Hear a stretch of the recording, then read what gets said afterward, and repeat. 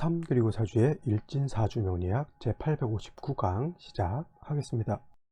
오늘은 양력으로 2021년 3월 14일이고요. 음력으로는 2021년 2월 2일입니다. 오늘 명식 신축년 신묘월 신유일이 되겠고요. 일진은 신유가 되겠습니다.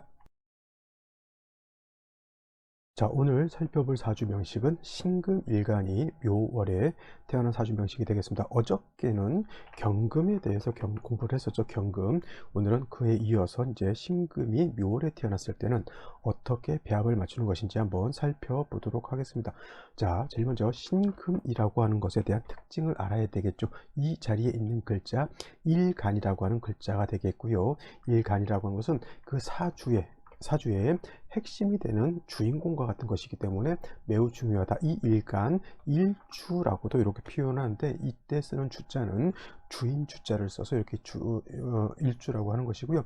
요 일주라고 하는 것은 주자가 같은 주자라 하더라도 이건 기둥 주자이기 때문에 이렇게 일주를 쓰는 것은 요 일간의 한 글자를 말하는 것이고, 이렇게 연주, 월주, 일주, 시주 이렇게 하는 것은 한 기둥 전체를 이렇게 말하는 것이다. 자, 그래서 예를 들면 오늘 같은 경우가 예를 들어서 신축일주라고 이렇게 봤을 때, 이렇게 천간 지지를 같이 놓고 보게 되면 이 기둥 주자를 써서 일주가 되는 것이고요. 이렇게 신금이라고 하는 일간만 이렇게 놓고 봤을 때는 이거는 주인 주자를 써서 일주라고 이렇게 하면 되고, 이거는 명리를 처음 공부할 때 기본 용어에 해당이 되는데, 이거를 쓰는데 약간 헛갈려 하시는 분들이 있어서 이렇게 일주 기둥자를 쓰면 위아래 같이 한 기둥을 말하는 것, 이렇게 주인 주자를 쓸 때는 글자 한자를 이렇게 말한다라고 하는 것, 참고로 알아두시면 좋겠습니다. 자, 신금이라고 하는 것이 있고요. 또 어저께 공부했던 경금이라고 하는 것 같이 복습해 보도록 하겠습니다. 자, 신금이라고 하는 것은 금이죠. 금, 같은 금이라 하더라도 얘는 음에 해당이 되는 금이라고 해서 음금 이렇게 표현을 할 것이고, 경금이라고 하는 것은 어저께 공부를 했습니다. 같은 금이지만 얘는 양의 기질을 가지고 있다고 해서 양금 이렇게 표현을 할 수가 있겠습니다. 그래서 경금, 어저께 공부했던 경금은 완철금이라고 말씀을 드렸죠. 완악하고 거칠고 또 투박한 그런 강철 같은 개념, 무쇠 같은 개념이다라고 볼 수가 있겠고, 땅에서 금방 캐는 원철과 같은 그런 개념입니다. 그래서 땅에서 금방 캐는 원철은 투박하고 불순물도 좀 섞여져 있고, 조금은 녹이 슬어 있을 수도 있고, 날카롭고 예리하고, 그러니까 그야말로 말로 치면 야생마 같은 그런 말이 바로 어떻게 보면은 경금이다라고 볼 수가 있겠죠. 말을 비유해서 야생마라고 하면은 야생마를 경금을 표현한다고 하면, 신금 같은 경우는 뭐예요? 예를 들어서 길이 잘 들어있는 누구죠? 관우가 탔다라고 하는 적토마 같은 것이 아마도 신금이다라고 볼 수가 있겠죠. 이건 이제 비유를 이렇게 들은 것이지, 또 금을 제가 말로서 이렇게 표현하기는 또 처음인 것 같습니다. 하지만 경금이라고 하는 것은 원철과 같이 이렇게 거칠고 투박하다라고 하는 그런 관점에서 놓고 봤을 때 말로 비유하면 야생마가 경금이 되는 것이고, 잘 길들여진 그런 말은 신금으로 이렇게 비유할 수 있다라고 하는 겁니다. 자, 경금이라고 하는 것이 이렇게 양금으로서 완철금, 강철, 무쇠와 같은 원철이다라고 봤을 때 이에 대한 상대적인 신금은 뭐냐면, 이거는 보석 같은 것, 주옥 같은 것이죠. 그래서 경금이 강하고 투박하고 거칠다라고 봤을 때, 신금은 유연한 그러한 기질을 가지고 있고, 상황에 따라서는 광채가 나고 보기에 좀 아름다운 그런 보석 같은 그런 개념으로 보시면 되겠습니다. 여러분들 결혼할 때 결혼 반지, 결혼 목걸이, 그다음에 귀걸이 같은 것, 내지는 여러 가지 장신구 같은 것들이 있죠. 이런 것들이 다 신금이다라고 볼 수가 있겠고, 좀 잘 사는 집, 좀 옛날부터 뼈대 있었던 집안 같은 경우는 집에 도자기 한 점 정도, 고려 청자 정도 이런 거 가지고 있으면 뭐예요?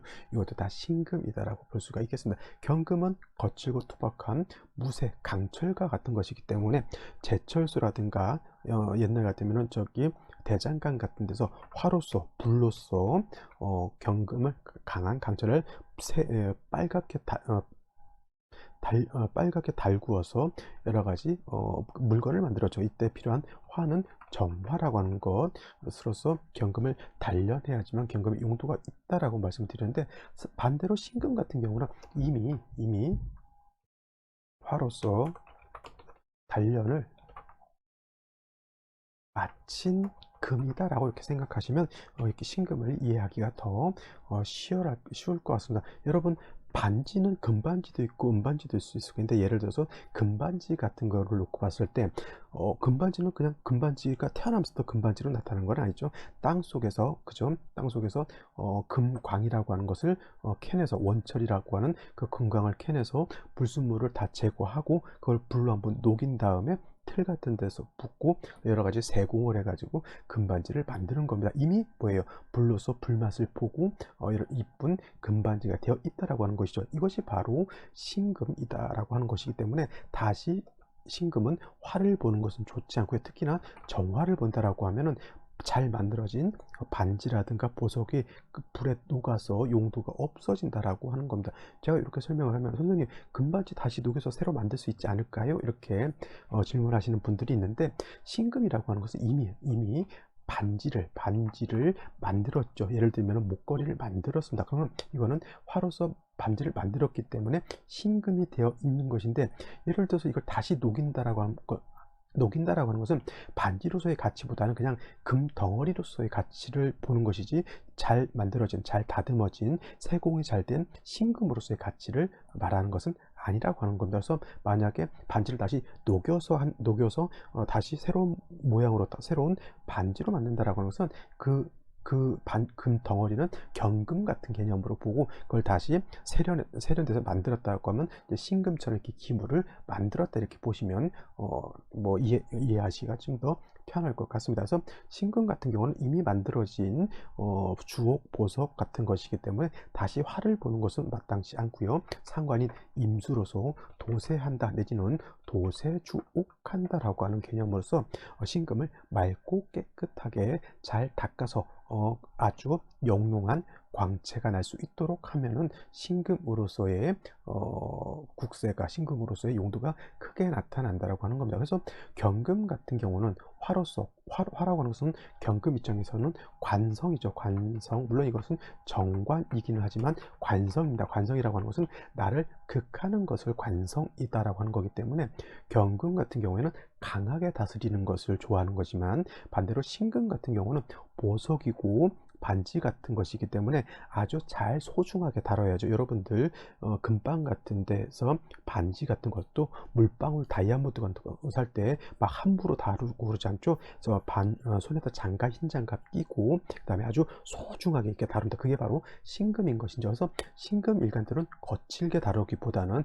이렇게 상관인 임수를 가지고 잘 닦아줘야 되죠. 그래서 신금 일간인 사람들이 상관인 임수를 보게 되면 외관이 수려하다 그랬습니다. 외관이 수려하다라고는 뜻은 뭐냐면 잘생겼고요. 또 상관을 받기 때문에 머리도 좀 똑똑하고, 그 다음에 자기 자존심이라든가 또 총명해서 말도 잘하는 사람들이 많습니다. 그래서 같은 금이라 하더라도 양금인 경금과 음금인 이렇게 신금은 그 용법, 용도, 그 다음에 용신을 총하는 법칙들이 이렇게 좀 달라지기 때문에 일간의 특성을 잘 아는 것이 매우 중요하다, 이렇게 말씀드릴 수가 있겠습니다.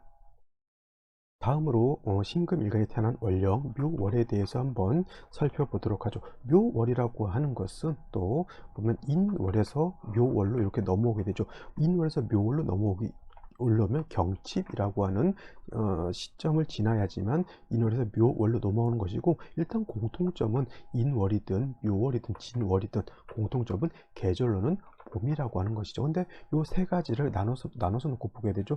인월이라고 하는 것은 봄 중에서도 초춘이라고 해서 초봄이 되는 것이고, 그 다음에 묘월이라고 하는 것은 이제 봄이 무르익은 그런 단계이기 때문에 중춘이다라고 하고, 그 다음에 진월은 봄의 끝자락이다라고 해서 뭐 개춘, 끝 개자를 쓰죠. 개춘 내지는 저물 모자, 봄이 저물어 간다라고 해서 모춘이다라고 이렇게 표현합니다. 모춘을 지나게 되면, 즉 진월을 지나게 되면 입하라고 하는 또 절기를 지나면서 사오미 월이라고 하는 여름으로 이렇게 넘어가게 됩니다. 그죠? 그래서 묘월이라고 하는 것은 임묘진, 봄에서 사오미로 넘어가는 그런 단계 중에 하나인데, 봄이 아주 잘 무르익은 그런 계절이다. 그래서 일단 중춘이다라고 볼 수가 있겠고, 그 다음에 인월도 그렇고 묘월도 그렇고 진월도 마찬가지로 임묘진월은 일단 기본적으로 동방목이라고 해서 오행으로는 목이 세력이 있다라고 볼 수가 있습니다. 그래서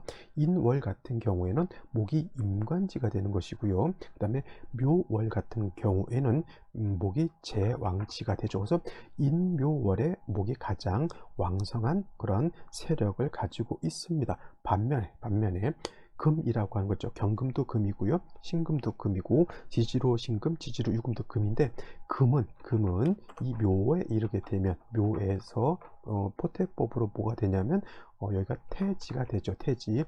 인내 절지가 되고요. 금은 묘의 태지가 됩니다. 묘라고 하는 것은 요 묘월할 때 요 묘자를 말하는 겁니다. 그래서 이건 포태법 12운성이라고 하는 것인데, 이거는 오행의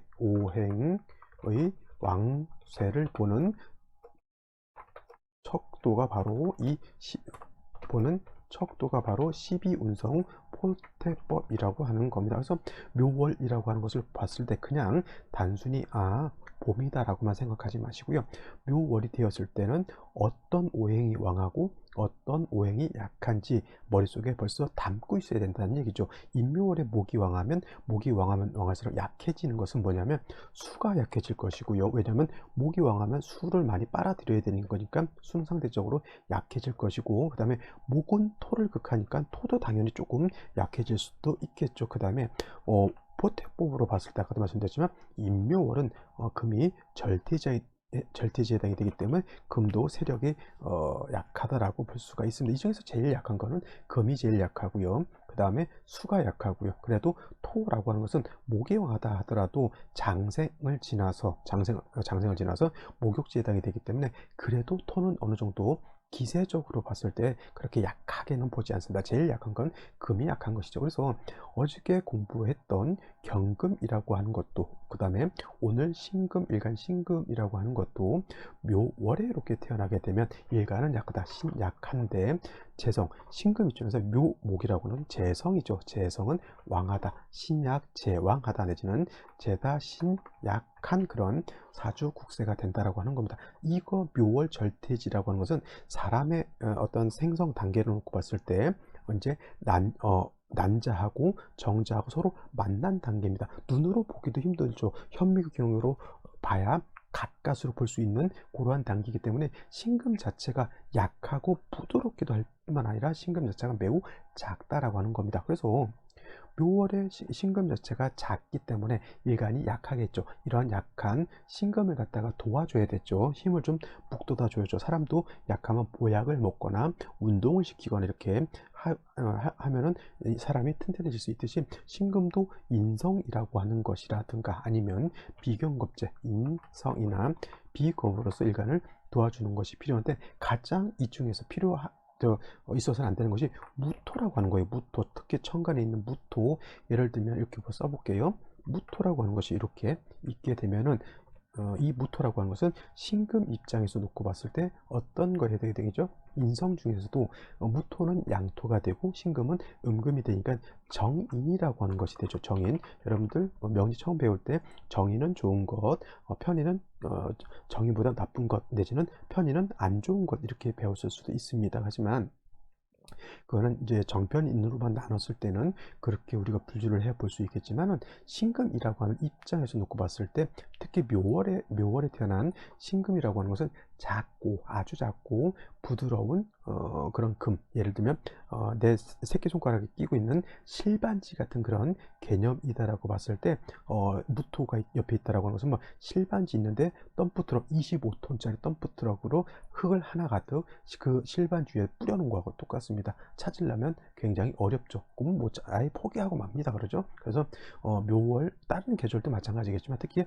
임묘진월 같이 임묘월 진술충묘 같이 일간이 약하거나 토가 왕한 그런 계절에는 무토가 천간으로 투출하는 것은 상당히 바람직하지 않은 것이다. 그래서 무토가 투출하게 되면 반드시 간목으로서 무토를 제거해야지만 신금이 왕토에서 많은 토에서 매금되지 않는다. 토후매금이라고 해요. 토후매금 내지는 토다매금이라고 합니다. 그래서 인묘진월 같은 경우에는 무토투출하는 것, 사오미월도 마찬가지고요. 신유술, 해작축월도 마찬가지로 아무리 신금 자체가 약하다라고 하더라도 무토가 투출해서 신금을 생하는 것은 이건 생이 되지 않고 오히려 땅속에 묻어버리는 그런 토후매금, 토다매금이 된다라고 하는 것 꼭 명심해 두시고요. 부득이하게 토로서 신금을 생해 주어야 되는 그런 경우가 있다라고 하는 것은 있다면 무토가 아니라 기토를 가지고 이렇게 생주해 주게 되면, 기토는 토 중에서도 습토가 되죠. 물기를 가지고 있는 습토가 되기 때문에 능히 신금을 생할 수 있고, 또 기토라고 하는 건 작은 흙이기 때문에 신금을 생하더라도 매금은 시키지 않다. 단 오금은 될 수 있다라고 하는 거. 오금, 매금이라고 하는 것은 땅에 묻어버리는 거지만 기토가 신금을 생하게 되면 좀 생은 하는 장점은 있겠지만 신금을 약간 더럽히는 그런 단점이 없지 않아 있습니다. 그래서 기토로 신금을 생해 줄 때는 반드시 뭐가 있어야 된다? 임수로서 신금을 도세주옥에서 깨끗하게 닦아 주어야지만 신금이 맑고 깨끗함을 유지할 수 있다라고 보시면 되겠습니다. 이거는 제가 이제 인성으로서 신금을 생해주는 것을 말했는데, 인성보다는 제가 봤을 때는 비겁이죠. 비겁이라고 하는 것은 금을 말합니다. 금, 같은 금이 있어서 신금을 도와주게 되면은, 토는 어쩔 수 없이 무토든 기토든 신금을 탁하게 만들지만, 같은 금이 있는 것은 신금을 탁하게 하지 않죠. 그래서 지지로 뭐 신금, 이런 신금이라든가 내지는 지지로 유금 같은 것이 있다라고 하면 신금을, 이런 신금이 아니라 이제 지지로 유금 같은 거 있죠. 이런 유금이 있다라고 하면 신금이 뿌리를 줄 수 있기 때문에 이런 것은 신금이 더럽혀지지 않으면서 신금이 도움을 얻을 수 있다. 그 다음에 금이 지지로 신금이나 유금이 있다라고 하면 임수도 생해 줄 수 있기 때문에, 묘월의 임수가 약한데 이 임수도 세력을 얻어서 신금을 더욱더 깨끗하게 닦아낼 수 있다라고 하는 겁니다. 요즘 우리나라 그거 있죠. 뭐라 그럴까요?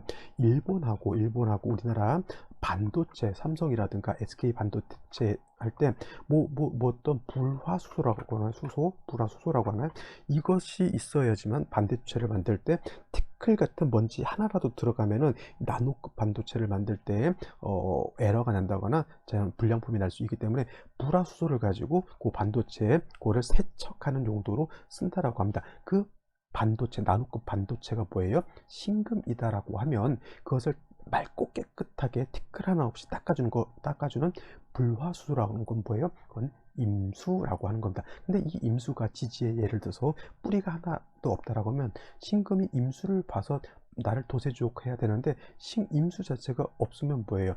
불화수소가 지금 조금밖에 없다는 얘기죠. 그러면 수입을 해오던 우리나라에서 만들어내던 이 임수가 어떤 세력을 얻어야 되죠. 그래서 이 임수가 세력을 얻으려면 지지로 아까 말했던 신금, 유금 내지는 해수라든가 자수 등이 있어서 신금이 임수가 뿌리를 대어야지만, 반도체를 만들 때 불화수소가 충분히 있어 줘야지만 반도체를 만들 수 있는 겁니다. 불화수소가 없다라고 하면 반도체를 만들기가 어렵거나 내지는 아예 못 만들 수도 있습니다. 왜냐하면 반도체는 티끌만한 나노급이기 때문에 아주 눈에 보이지도 않는 그런 티끌도 있어서는 안 되는 그런 것을 제가 얘기를 들었거든요. 그래서 불화수소라고 하는 것 자체가 이렇게 그만큼 중요하고, 반도체를 신금으로 놓고 본다라고 하면 불화수소는 임수와 같다, 이렇게 이해하셔도 좋겠습니다. 그래서 여러분들 공부를 할 때 무조건 신금은 뭐 제가 이렇게 편의상 뭐 보석이다, 주옥이다 이렇게 얘기하는데, 여러분들 뭐예요?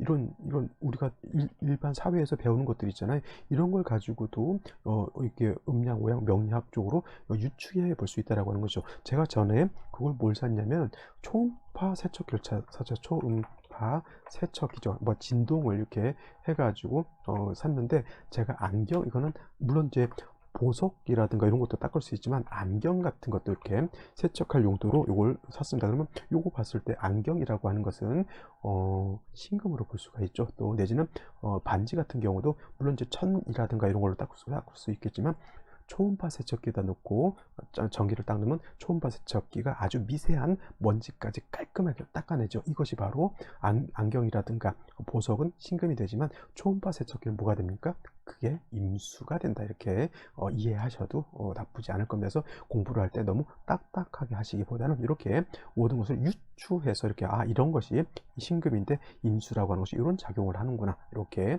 이해하시면 좋을 것 같습니다. 자, 여기까지 설명드리고요. 오늘의 명식, 생시 알아보도록 하겠습니다. 자, 다시 오늘의 명식을 보게 되면 일간은 신금이라고 하는 일간이 되겠고요. 이 일간이 묘월에 태어난 사주 명식이 되겠습니다. 사주의 격국이라고 하는 것을 놓고 보게 되면 신금이라고 하는 것은 음금이라고 말씀을 드렸고요. 그 다음에 월지에 있는 묘목이라고 하는 것은 나무인데 음에 해당되는 나무라고 해서 음목이 되죠. 천간의 을목과 같은 것이 바로 이 묘목이라고 하는 거면서 음금이 음목을 받죠. 근데 목이라고 하는 것은 일간 신금 입장에서 놓고 봤을 때 재성인데 음대 음이 되는 거니까 이거는 뭐예요? 재성 중에서도 편재가 되죠. 어저께 경금이 묘목을 봤을 때는 양대 음이었기 때문에 정제가 됐다라고 하면 오늘은 음대 음이기 때문에 이건 편재가 될 것이고요. 편재격 이렇게 놓고 보셔도 틀리지 않겠죠. 그래서 신금이 묘월에 태어나게 되면 편재격이 되는데 묘월은 아까도 말씀드렸지만 목이 왕한 반면 일간 자체 신금은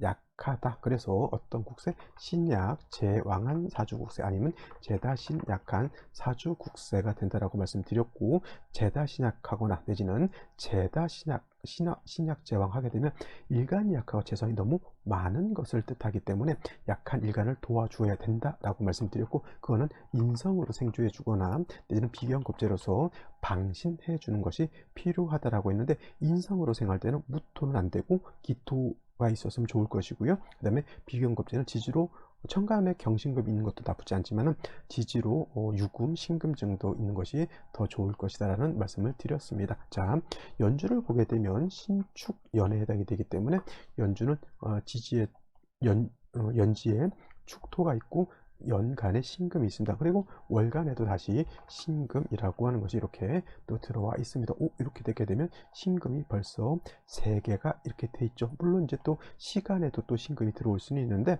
그거는 생시가 그때 생시를 볼 때 한번 살펴보도록 하죠. 묘월이기 때문에 일간은 약하고 재성이 왕한 그런 국세가 되는데 축에 연지에 축을 두었고요. 그 다음에 이 축 하나에 신금 3개가 여기에 다 뿌리를 두고 있습니다. 즉 통근하고 있다라고 하는 겁니다. 통근. 그래서 이렇게 되면은 묘월이라 하더라도 금 자체가 약하지 않고요. 또 묘목 정도는 신금이 등이 억제할 수 있는 그러한 힘을 가지고 있습니다. 자, 그래서 이제 임수 같은 거 있으면 좀 더 좋을 것 같은데 일지를 보게 되면 유금이라고 하는 것이 이렇게 들어와 있죠. 그래서 오늘의 일지는 신유일주가 되죠. 그래서 천간도 금으로 되어 있고요. 그 다음에 지지도 금으로 되어 있다. 그래서 천간 지지가 같다라고 해서 이거를 간여지동이다라고 한다. 어저께 경신일주도 간여지동이었고요. 간여지동인 거 한번 써볼까요? 갑인일주 간여지동 되겠고요.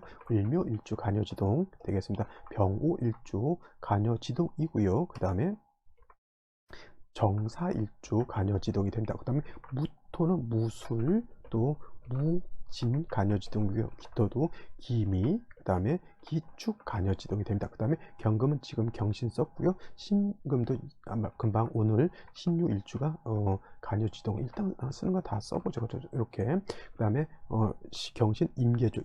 임수는 자수를 봤을 때 간여지동이 되고, 그 다음에 계수는 해수를 깔고 있으면 이렇게 간여지동이 됩니다. 그래서 간여지동은 이 정도, 여기서부터 여기까지 다 간여지동인 것입니다. 이거 말고 다른 거는 간여지동이 되는 것이 없는 걸로 제가 알고 있습니다. 여러분들 한번 잘 생각해 보시죠. 간목은 갑인 말고 밑으로 목이 들어 간묘는 들어오지 않을 것이고 음대음 양대양이 맞아야 되니까. 그래서 갑인 음묘 병호 정사 무술 지지로 진술이 2개 있고 충미가 2개 있기 때문에 무토만큼 무술 무진 기미 기축 이렇게 나올 수가 있겠고, 그 다음에 경신 신유 임자계 이것이 다 간여지동이 됩니다. 간여지동이 되면 일간이 원령을 득하진 않았다 하더라도 일단 일간 자체가 일주만 놓고 보더라도 일간이 왕한 것으로 놓고 볼 수가 있는데, 문제는 이제 오늘 같은 경우에는 유금이 뭐예요? 이렇게 월지에 묘목하고 이렇게 붙어 있기 때문에 이건 뭐가 된다? 묘유충이 된다라고 하는 것 꼭 요걸 생각해 보실 필요가 있겠죠. 그러면 뭐예요? 묘목만 깨지는 것이 아니라 일지에 있는 유금도 상처를 입게 됩니다. 그래서 묘유가 같이 상처를 입는다. 이런 경우에 어떤 분들 이제 질문하기에 선생님 이거 보게 되면 여기에 축토가 있고요. 그 다음에 여기에 유금이 있기 때문에 유금하고 축토하고 이렇게 합을 해서 이 묘유층이 안 되지 않습니까? 이렇게 물어보시는 분들이 있는데 이거는 뭐예요? 유금하고 그 다음에 축토하고 합을 할 때 그 중간에 이렇게 어, 묘, 묘목이 껴져 있으면은 충이을 함으로 인해서 유금이 축과 합을 하지 못한다라고 이렇게 보는 것이 더 타당하다라고 보여집니다. 그래서 무조건 유축이 있다고 해서 뭐 이렇게 다 합을 하는 것이 아니라 사주의 글자 배치가 어떻게 되어 있느냐에 따라서 이렇게 만약에 묘가 여기가 아니라 묘가 예를 들어서 생시에 있었고 이 중간에 다른 글자였다라고 하면 다시 뭐 여기가 축이었다라고 하면 이거는 묘유충이 되지 않고 이렇게 되는 거죠. 다시 한번 써볼게요. 생시에 예를 들어서 이렇게 잠깐만요.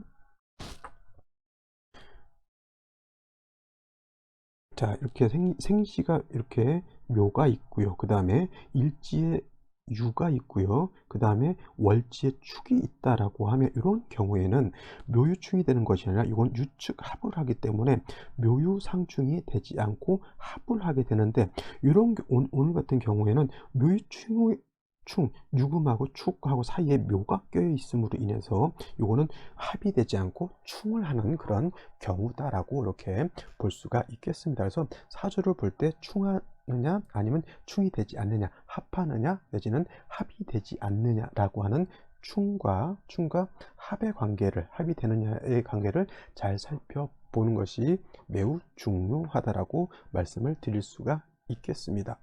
자, 그래서 이제 이렇게 되게 되면은 오늘 이렇게 묘유충이 되기 때문에 이거는 일방적으로 묘목만 이렇게 깨지는 것이 아니라 유금도 같이 깨진다. 그렇다 하더라도 신금 자체가 얘가 상처를 받는다 하더라도 물론 이제 얘가 상처를 받으면 뿌리를 둘 수 있는 그런 큰 곳이 없어졌기 때문에 문제가 될 수 있다 손치더라도 연지에 있는 이 축토는 깨지지 않았기 때문에 천간에 있는 금들이 다 여기에 뿌리를 둘 수는 있습니다. 자, 이렇게 됐을 때는 일단은 뭐 묘충 되는 것을 뭐 충중 봉합은 할 수가 있을 거예요. 충하는데 봉합이라고 해서 이걸 어떻게 어떤 생시를 얻느냐에 따라서 합을 합해서 충을 구제할 수도 있다라고 이렇게 볼 수가 있는데 이거는 생시를 한번 보면서 살펴보도록 하겠습니다.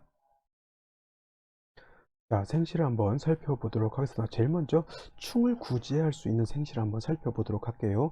맨 먼저 기축시가 된다라고 하면 이건 이렇게 놓고 보시면 될 것 같습니다. 자, 원래 지지로 사유축이 사유축 금국을 이루기 때문에 이렇게 되면 유금을 놓고 사유가 이렇게 형성이 되거나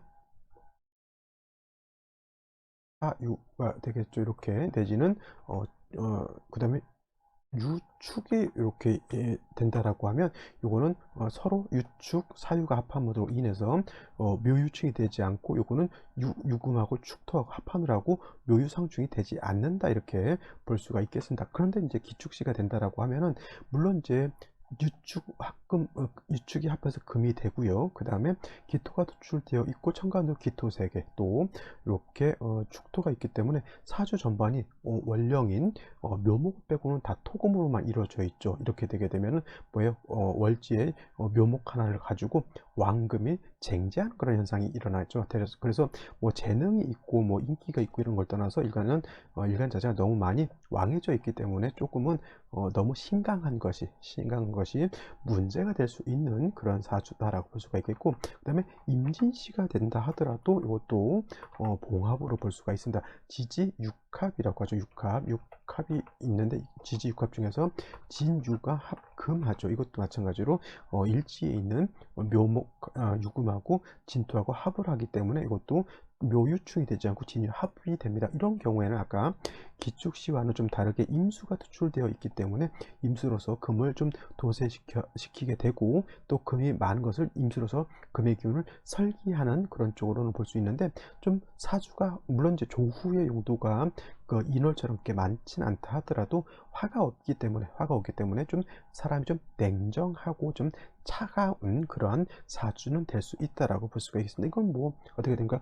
화운을 좀 목화운을 만나서 좀 양기가 조금 들어오는 것이 좀 더 좋지 않을까라는 생각이 들고요.